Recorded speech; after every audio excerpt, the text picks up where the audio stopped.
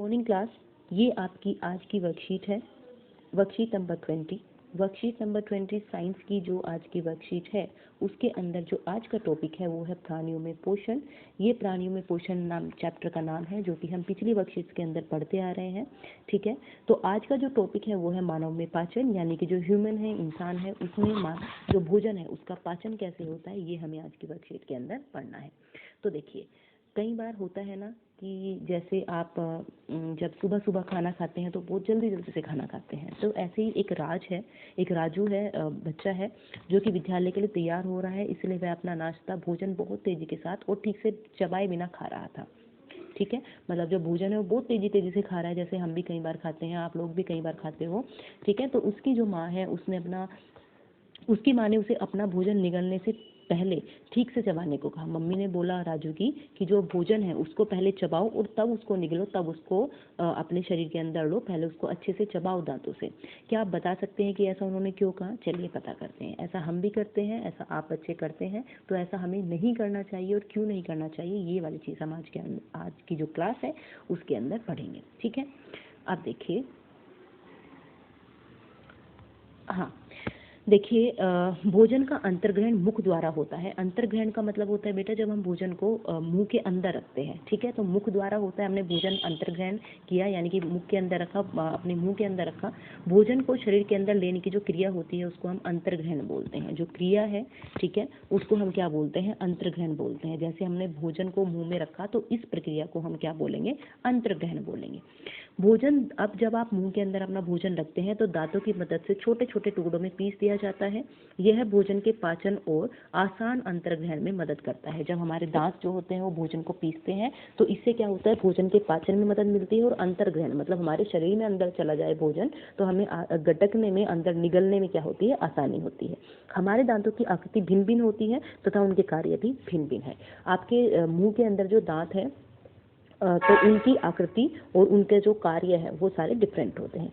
जैसे सबसे पहले होते हैं कृंतक। कृंतक जो होते हैं कर्तन एवं दर्शन करने वाला दांत होता है, काटने वाला दांत होता है, जो भोजन को काटता है वो जो सबसे अगले वाले 4 जो दांत होते हैं ये कृंतक होते हैं। उसके बाद रदनक जो होते हैं, रदनक इसके बाद के जो दांत होते हैं वो चीरने और फाड़ने वाले दांत होते हैं। ठीक है, भोजन को चीरने और फाड़ने का काम करते हैं। उसके बाद अग्रच्वर्णक जो कि चबाने और पीसने वाले दांत होते हैं। ठीक है, और उसके बाद चवर्णक जो कि चबाने और पीसने वाले दांत होते हैं। ठीक है, इस तरीके से दांत होते हैं अलग अलग। ठीक है, तो ये आपके शुरू के 4 दांत हो गए कृंतक, उसके बाद ये 2 अलग अलग ये रदनक, उसके बाद जो 2 होते हैं 2 पेयर, ठीक है, ये आपके हो गए अग्र चवर्णक और बाद के जो पीछे के 3 पेयर हैं वो हो गए आपके चवर्णक।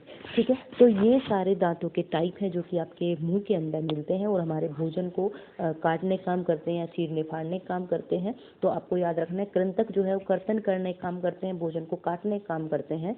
रदनक जो है वो चीरने और फाड़ने काम करते हैं। अग्र चवर्णक जो है वो चबाने का काम करते हैं और चवर्णक जो है वो भी चबाने का काम करते हैं। ठीक है बेटा, अब आगे देखिए, हमारे मुख में लाला ग्रंथि होती है। लाला ग्रंथि जो कि लाला रस यानी कि लार का स्रावन करती है। आपने देखा होगा कि कई बार जब आपका टेस्टी फूड आपके सामने आता है तो आपके मुंह में लार आने शुरू हो जाती है। ठीक है, तो वो आपकी गलती नहीं है, हमारे मुंह के अंदर लाला ग्रंथि होती है जो कि लार का स्रावन करती है।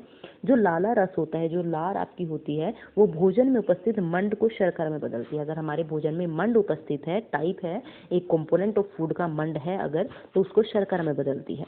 यदि हम कुछ समय के लिए रोटी का टुकड़ा चबाते हैं तो इसका अनुभव कर सकते हैं।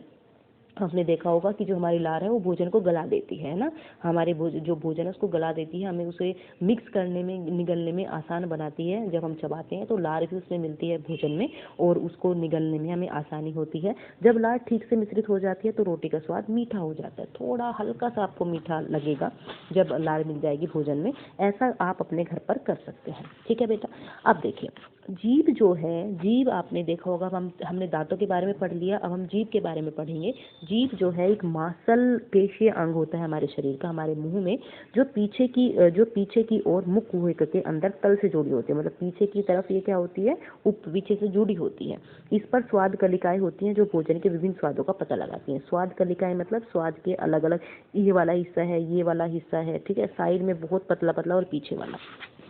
जो अगले वाला हिस्सा है ना जीभ का, जैसे आप एक सेकंड रुकिए, मैं आपको थोड़ा सा एक्सप्लेन करती हूँ, समझाती हूँ कि किस तरीके से जो जीभ है वो अलग अलग प्रकार के जो स्वाद है भोजन के उसका हमें अनुभव कराती है, टेस्ट का पता लगाती है। देखिए जैसे अगर मैं बोलूँ, अगर मैं कहूँ कि जो ये है ना, ये जीभ का हिस्सा है मान लीजिए, ठीक है, तो इसमें जो अगले वाला हिस्सा है ये मीठे का स्वाद बताता है, ठीक है।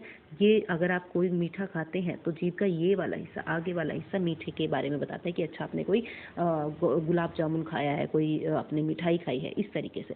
जो ये वाले साइड वाले हिस्से होते हैं बेटा, ये जो होते हैं ये खट्टे के बारे में बताते हैं, ठीक है। ये खट्टा जो होता है, खट्टा खाना अगर आप खाते हो, इमली खाते हो, कुछ खट्टा खाते हो तो उसके बारे में बताता है। उसके बाद एक बहुत पतला सा हिस्सा होता है, बहुत पतला सा हिस्सा होता है, ये इसको मैं थोड़ा सा डार्क करूँगी तो आपको समझ आ जाएगा। ये वाले जो साइड में बहुत पतले पतले हिस्से होते हैं इतना, जो ये है ये नमकीन स्वाद के बारे में बताता है, और जो पीछे वाला हिस्सा होता है ये कड़वे स्वाद के बारे में बताता है। तो जीभ के 4 पार्ट हैं। अगले वाला हिस्सा आपको मीठे के बारे में बताएगा। इस तरीके के जो ये हिस्से हैं, यहाँ पर जो हिस्से हैं ये आपको खट्टे के बारे में बताएंगे। जो बिल्कुल कॉर्नर वाला पार्ट है ये आपको नमकीन के बारे में बताएगा, और जो पीछे वाला हिस्सा है ये आपको कड़वे के बारे में बताएगा। तो ये जीभ के अलग अलग हिस्से हैं जो कि अलग अलग स्वाद को हमें बताते हैं। तो आपने खाया होगा, आपको पता चल जाता है कि अच्छा ये चीज़ कड़वी है, ये चीज़ मीठी है, ये चीज़ नमकीन है, तो इसीलिए पता चलता है क्योंकि ये सारे पार्ट होते हैं। अब देखिए बेटा, दांतों की देखभाल एक अच्छी आदत होती है। आपको अपने दांत जो है वो साफ करने चाहिए। क्यों करने चाहिए, क्यों नहीं करने चाहिए, इसके बारे में पढ़ेंगे। खाने के बाद यदि हम दांत और मुंह साफ नहीं करेंगे, अगर आप नहीं करेंगे तो मुख में अनेक हानिकारक जीवाणु वृद्धि जनन करते हैं। अगर हम मुंह के अंदर जो हमारे दांत हैं उनकी सफाई नहीं करेंगे तो हमारे जो दांत हैं वो क्या होंगे, गंदे हो जाएंगे। उन दांतों के अंदर जीवाणु चले जाते हैं, ठीक है, जीवाणु चले जाते हैं हमारे भोजन के अंदर, हमारे मुंह के अंदर जीवाणु बहुत सारे वृद्धि करना शुरू कर देते हैं। ये जीवाणु जो है दांतों में फंसे हुए भोजन की शर्करा का विघटन कर अम्ल बना देते हैं, ठीक है। देखो शर्करा बनती है हमारे मुंह में लार की वजह से, लेकिन अगर ये जीवाणु होंगे तो ये अम्ल बना देते हैं हमारे मुंह के अंदर, और जो अम्ल है वो क्या करेगा, धीरे धीरे दांतों को नुकसान पहुंचाता है, ठीक है, जिसे दंत अक्षय बोलते हैं। धीरे धीरे दांतों के ऊपर की लेयर उतरने लग जाएगी, जिसको हम दंत अक्षय बोलते हैं। इसलिए प्रतिदिन हमें कम से कम 2 बार ब्रश या दांतों से दांत साफ करने चाहिए, और कुछ भी खाने के तुरंत बाद कुल्ला करना चाहिए, है ना, ताकि अम्ल ना बने। जो अम्ल होता है बेटा वो हमारे दांतों के ऊपर जो इनेमल होता है उसको उतारना शुरू कर देता है, व्हाइट व्हाइट पार्ट वो उतर जाएगा तो कैविटी हो जाती है हमारे दांतों में, और फिर आपके दांत दुखने शुरू हो जाते हैं, दर्द होना शुरू हो जाता है। तो इसीलिए ज़रूरी ये है कि आप सुबह और शाम 2 बार दांत जरूर साफ करें। सुबह उठने से पहले, सबसे पहले सुबह उठने के बाद आप सबसे पहले दांत साफ करेंगे, उसके बाद ही कुछ खाएंगे, और रात को सोते टाइम जब आप सोएं तो सोने से पहले एक बार ब्रश जरूर करें, ताकि आपके मुंह में कोई जीवाणु ना रह जाए, क्योंकि अगर जीवाणु रहेगा तो वो क्या करेगा, आपके शरीर में आपका जो दांत है उनको खराब कर देगा, और फिर आपके दांतों में दर्द होगा। अब देखिए सबसे पहले भोजन करते समय हमें ठीक से उसे क्यों चबाना चाहिए, ताकि उसे निगलने में आसानी हो, ताकि उससे उसका पाचन अच्छा हो, ठीक है। हम अपनी दांतों की देखभाल किस प्रकार कर सकते हैं आपको मैंने बता दिया। आप सुबह उठें तो पहले ब्रश करें, उसके बाद ही कुछ खाएं, और रात को खाना खाने के बाद सोते टाइम, सोने से पहले एक बार आपको ब्रश करना है, और साथ में कुछ भी खाएं तो उसके बाद कुल्ला जरूर करना है।